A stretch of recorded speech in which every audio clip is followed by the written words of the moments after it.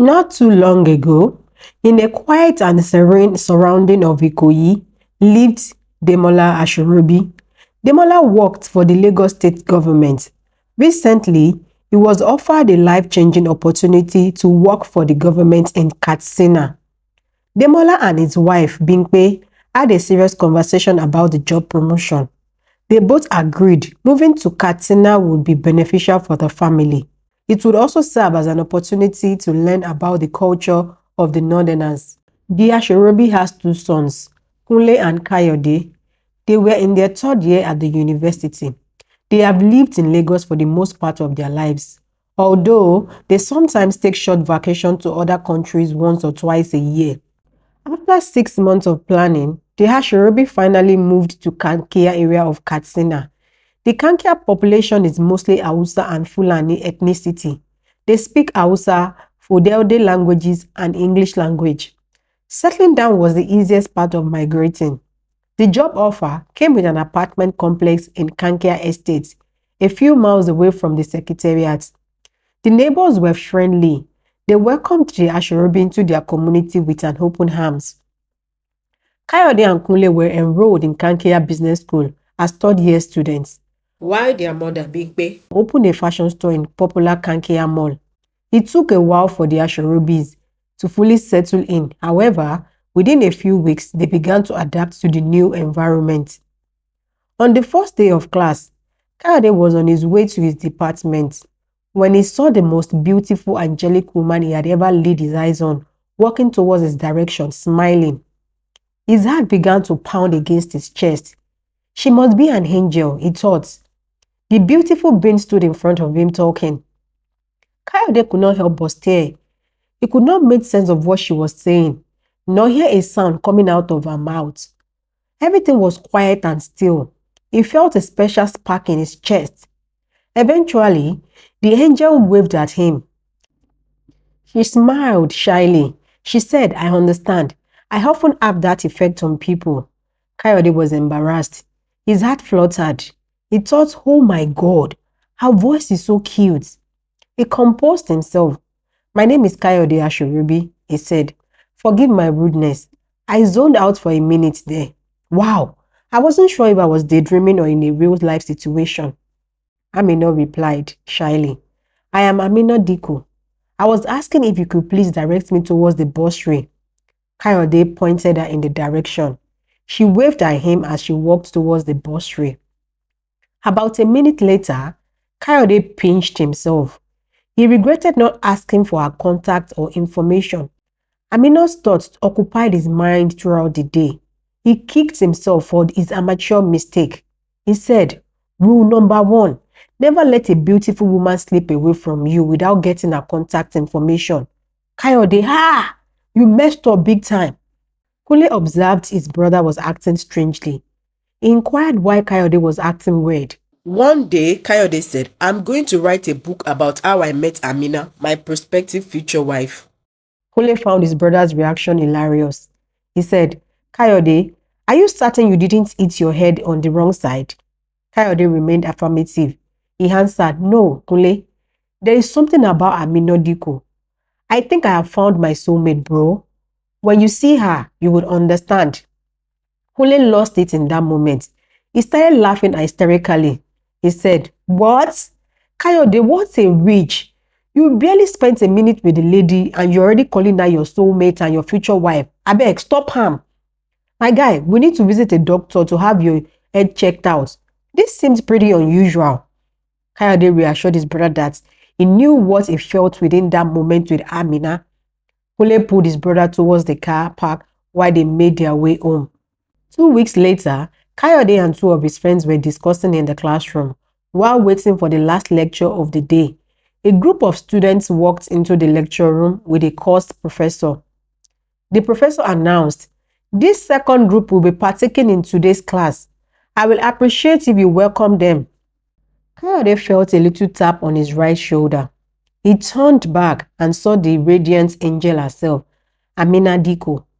Kayode said, "Amina, where have you been all this time? I have searched the whole school for you. I wasn't sure if you were a student or a visitor." Amina replied, "Mr. Kayode, please, I don't want to be thrown out of this class. Can we discuss this after school? You know Professor Danladi doesn't take kindly to this type of behavior. They sat next to each other. Kayode found it hard to concentrate on the lecture. He kept staring at Amina. He couldn't wait for the lecture to be over. He would constantly check his watch every minute that goes by. Few minutes before the class ended, the professor announced the group project of 2 students. The project will be submitted in 3 weeks' time. Kayode urgently requested Amina to join him for the group project. He said, "My lady, can I have your contact information?" Amina gladly agreed. She took his phone, input her details. Kayode invited Amina for a drink at the school cafeteria under the guise of discussing the project. They were at the cafeteria for hours, gisting, as if they've known each other all their lives. Kunle waited for his brother at their usual joint. When Kayode didn't show up, Kunle searched everywhere for him. Kayode was nowhere to be found.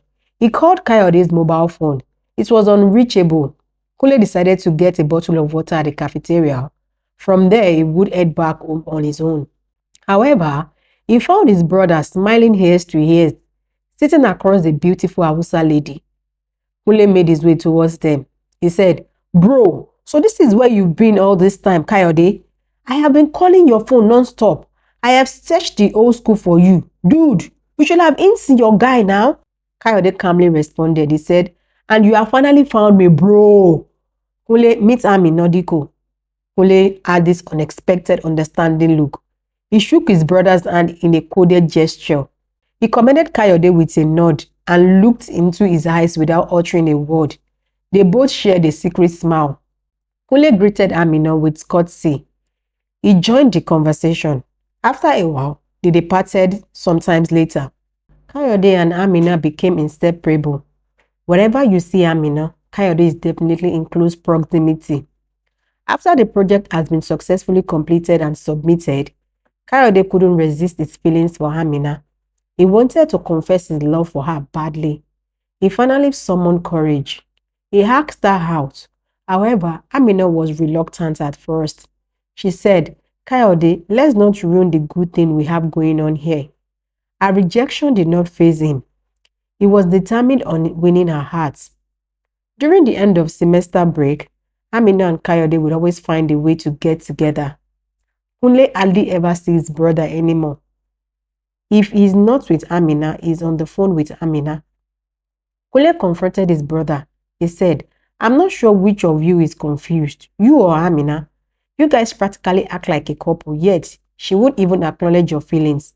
Like, dude, everyone can see the chemistry between you two. The spark is so visible. You had better define this thing between you two before she serves you hot kunu breakfast. Kayode replied, "No be only kunu you go see. You go soon see Fura too." Bro, I like it like that. She's probably taking her time. You will be surprised when she becomes Mrs. Ashorobi Jr. Kunle screamed, "Mom! Mom! Come and check your son's temperature, oh. Kayode has contacted the love bug." Kayode jumped on his brother playfully. They laughed the entire time. During the last year at the school, Kunle was already seeing Jumoke, a 200 level business admin student. Kunle suggested a double date. He advised Kayode to invite Amina to the movies. The double date went so well. Later that evening, Kayode took Amina for a stroll in the park. He poured out his heart. He said, "Amina, what exactly is the problem? Why won't you date me? Am I not your type? Do you have a man already? Or am I not good enough? You have met my family. They all love you. So why are you being hesitant?" Amina replied, "Kayode, I really do care about you. We practically spend all our time together. But the reason I have been hesitant is because of my father. You are a Yoruba man. I am Hausa. My father won't allow it. It breaks my heart." Kayode said, "I love you more, Amina Dikko. Let's give this relationship a chance. Life is too short to live in fear. Your father will be alright last. Amina replied, "Believe me, I am scared of how my parents will react towards you. Kayode, my cousin Jamila, had been in similar situation.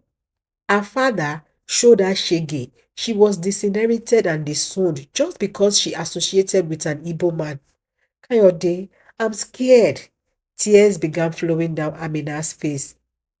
Kayode hugged Amina tightly. He begged her, please stop crying, my love.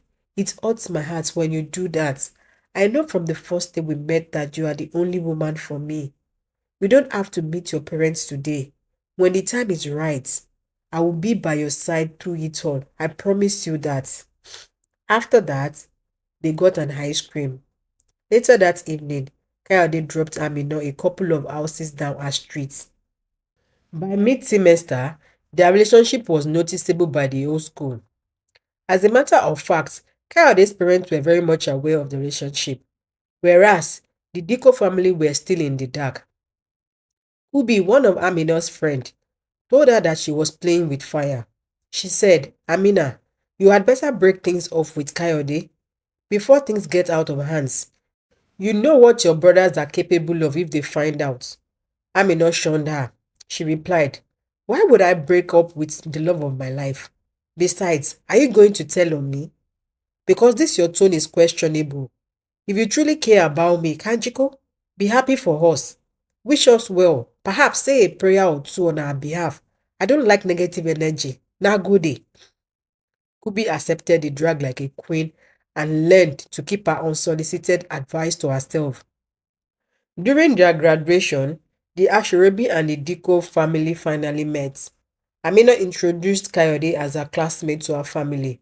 Kayode was happy to finally meet Amina's family.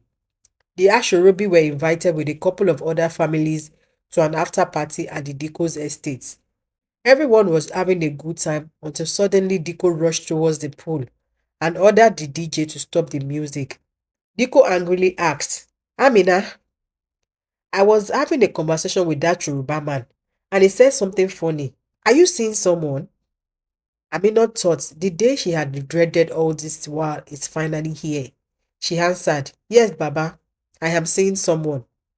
Diko laughed, Lafia, Lafia. Let me calm down. Yimangana, who is it? Is it Alhaji Sani's son or the Khalid's cousin? Amina shook her head. Diko calmly said, speak, child. Who are you in a relationship with? Amina quietly mentioned Kayode. Diko replied, I can't hear you. Manajiku? Kayode stepped forward. He announced, sir, I am Kayode. Amina and I have been seeing each other, but we haven't done anything against the tradition. I have been. Before he could finish the sentence, Diko served Kayode a hot slap. Demola rushed to Kayode's defense. He said, don't you ever lay your hands on my son again. Argument ensued between the Diko and the Ashorobis. Amina began to cry. Kayode looked confused, while Amina's mother Farida was dragging her daughter towards the house. Diko ordered the Ashorobi to leave his house. He said angrily, of all the people in the north, my daughter chose a common Yoruba man. Wallahi, same Yoruba people that are conned, they lie, they steal with their ngbati. My grandfather was the victim of a Yoruba woman. Never will I approve this nonsense. Never. Demola responded, you should be happy that you are even associated with a Yoruba man. I am a man of integrity. Imagine the jati this malam is saying about my family. Touch my son again and watch me teach you a lesson. Adarada Oshi. The graduation party was declared over by Amina's uncle. Amina was forbidden from contacting Kayode or his family. She was supervised closely, often accompanied by a driver or a security escort. A chance of reaching Kayode was non-existent. Meanwhile, Kayode was having a tough time. He blamed himself for everything. He made several attempts to reach Amina, however, it all failed. After 8 frustrating weeks of silence, Kayode made his way to the Diko's estate. The security guard set dogs after him. Furthermore, Amina tried running away from home. However, she was apprehended within few minutes. A year later, Kayode, Kunle, and their friend Yomi invested in a startup company.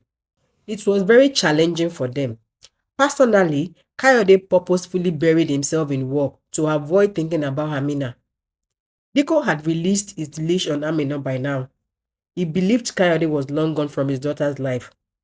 Amina was handed a brand new phone and a new number. Amina was able to move freely. She had also started working at her father's company. She contemplated on visiting the Asherubi, but she was too embarrassed by the last incident. One fateful day, Amina and Kayode unexpectedly crossed paths. Time stopped. They hugged and kissed each other openly without a care in the world. Kayode and Amina had a long conversation. They decided on what to do. They continued to see each other secretly. The startup company was a success. Demola was very proud of his sons. Kayode was also invited as a guest speaker for young startup entrepreneurs in Europe. His parents couldn't be prouder of his success. After a trip back from Europe, life returned to normal until one day when Kayode didn't show up at work nor return home.